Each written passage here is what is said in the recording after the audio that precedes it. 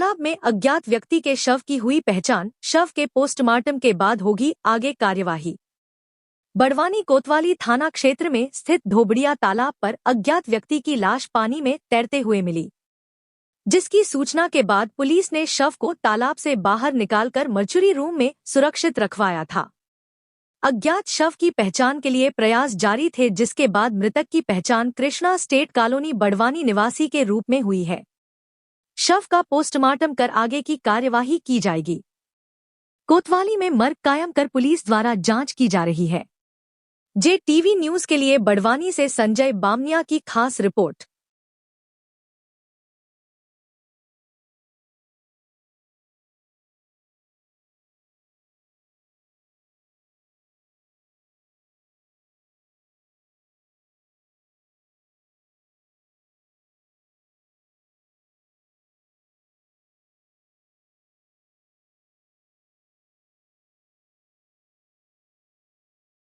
JTV news से जुड़े रहने के लिए हमारी खबरों को लाइक और शेयर करें, हमारे चैनल को सब्सक्राइब करें और अपडेट रहे हर छोटी बड़ी खबरों से।